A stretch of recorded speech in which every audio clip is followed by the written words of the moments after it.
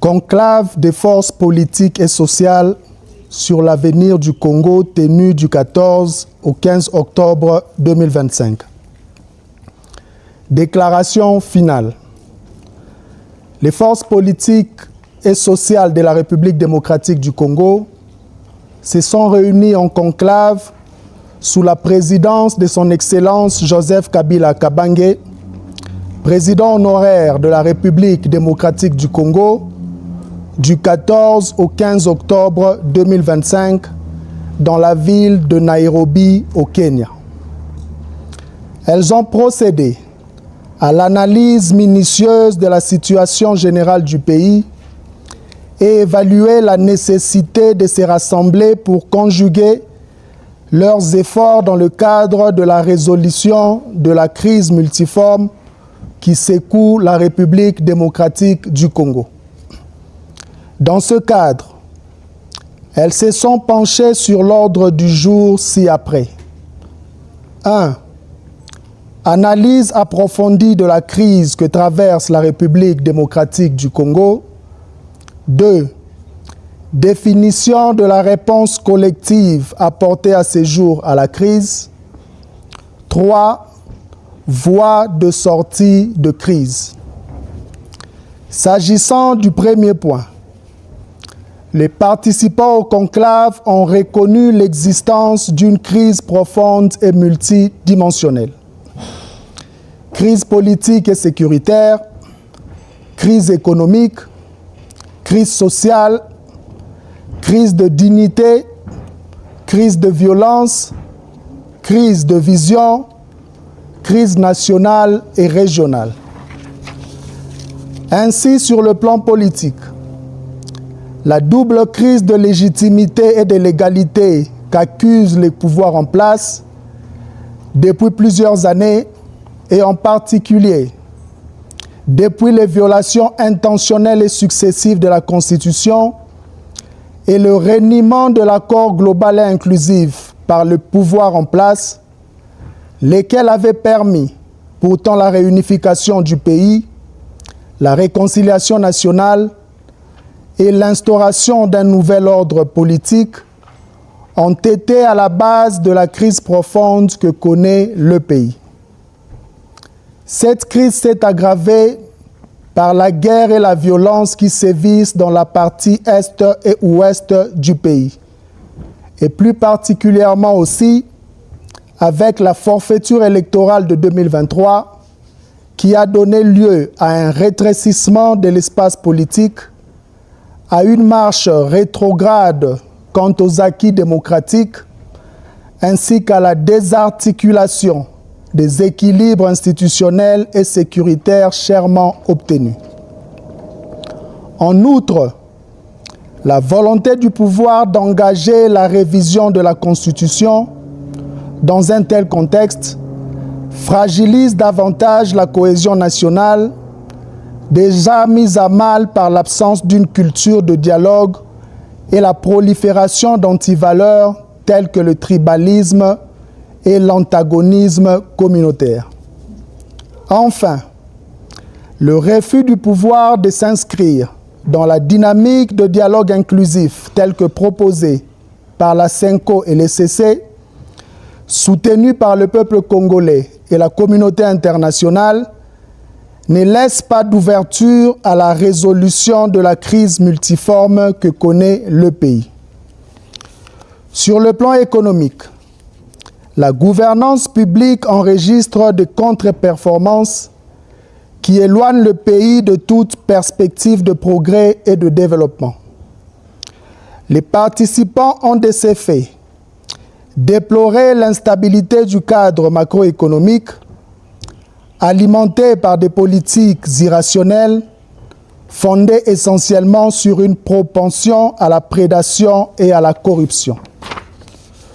Plus particulièrement, la gouvernance caractérisée par des finances publiques déficitaires de façon chronique assombrit le quotidien et les perspectives de la République démocratique du Congo, avec pour conséquence d'hypothéquer l'avenir des générations futures. Sur le plan social, À l'image du dernier classement du PNUD, pointant la République démocratique du Congo au rang de pays le plus pauvre du monde, la crise se décline en forte dépréciation des indicateurs socio-économiques. Le quotidien des Congolais est ainsi marqué par une inflation galopante, accompagnée paradoxalement d'une appréciation factice du franc congolais, la rareté des services de base tels que la desserte en eau potable et en électricité, la dévalorisation de l'éducation nationale et les difficultés d'accès aux soins de santé primaires. À cela s'ajoute le taux de chômage élevé, la violence urbaine et les embouteillages monstres qui illustrent à suffisance les carences en matière de gestion urbaine.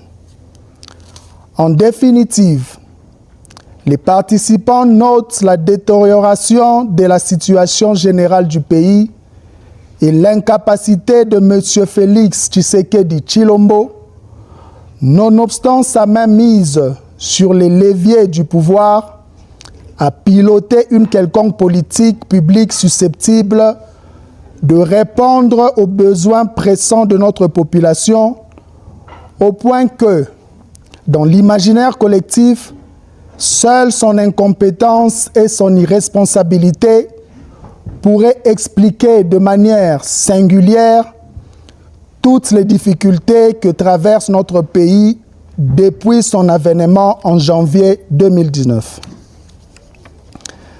S'agissant du deuxième point, les participants ont évalué les réponses collectives, réalisé leurs faiblesses et inadéquations avec la gravité de la situation que traverse le pays. S'agissant du troisième point, fort du diagnostic posé avec rigueur, les forces politiques et sociales réunies en conclave sur l'avenir du Congo, 1. Constatent avec gravité la détérioration continue de la situation sécuritaire dans l'Est du pays et ce, en dépit de la tenue des négociations directes à Doha au Qatar entre le gouvernement congolais et le mouvement AFC/M23. Lesquelles négociations ont conduit à la signature, le 27 juillet dernier, de la déclaration de principe assortie de plusieurs engagements dont la cessation des hostilités entre parties au conflit, ainsi que le mécanisme de surveillance et de vérification du cessez-le-feu en République démocratique du Congo, signé le 14 octobre 2025. 2.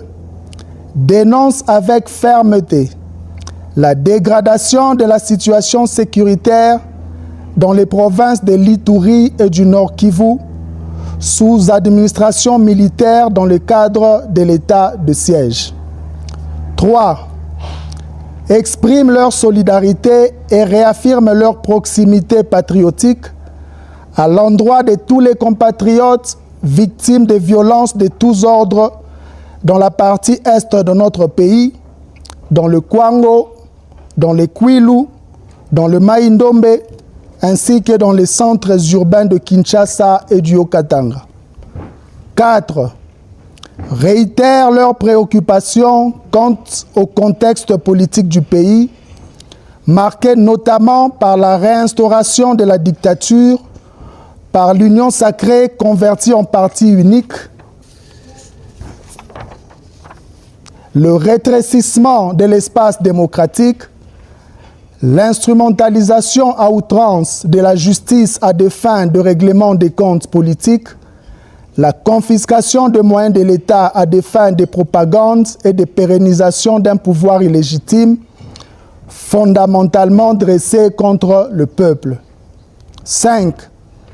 Affirme que le règlement définitif de la crise politique, délibérément créé et entretenu par Tshisekedi Tshilombo, passe nécessairement par la tenue d'un dialogue inclusif, sincère, sans sujet tabou et dont les conclusions sont imposables à tous.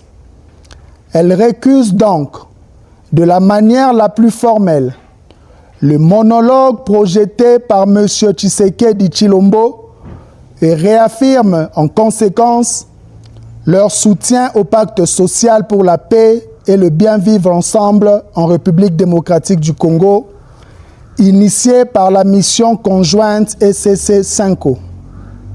6. Dénonce la détention arbitraire des leaders politiques et sociaux, des membres de forces de sécurité et de défense, ainsi que tous les jugements iniques prononcés par les cours et tribunaux à l'encontre des leaders de l'opposition et des voix critiques au régime de Kinshasa. 7. Dénonce le détournement des deniers publics et le pillage des ressources naturelles du pays par le régime en place. 8. Décide de se rassembler dans un cadre dénommé Mouvement Sauvant la République démocratique du Congo, en abrégé Sauvant la RDC. Tobikisa Ekolo, Tuokowe Taifa, Tupandishai Jitunga, Beto Mvulusa Insi.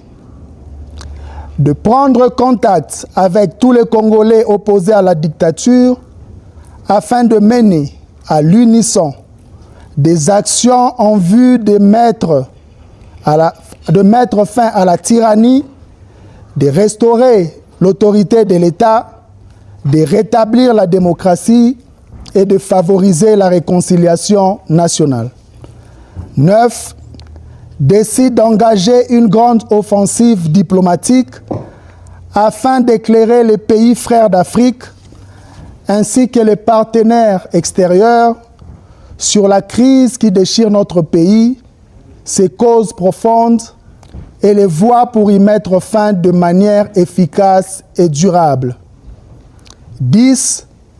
Décide de s'approprier les 12 priorités visant à restaurer le Congo proposées par son Excellence Joseph Kabila Kabange à l'occasion de son adresse à la nation du 23 mai 2025 et en particulier celle relative à la mise à terme de la dictature. 11.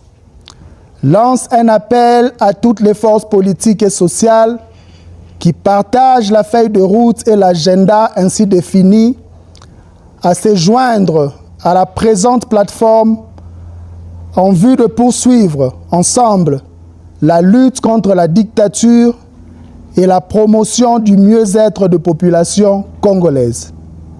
12. Exige le retrait de toutes les troupes étrangères et des mercenaires du territoire national. 13. Adopte les résolutions du conclave des forces politiques et sociales et s'engage à les mettre en œuvre avec diligence et efficacité. 14. Invite le vaillant, brave et résilient peuple congolais, dans toute sa diversité, à dresser le front et à résister à la dictature. De chaque recoin du Congo, unissons-nous et posons chaque jour des actions pour sauver la République démocratique du Congo. Chaque geste compte et comptera pour la victoire et pour la dignité.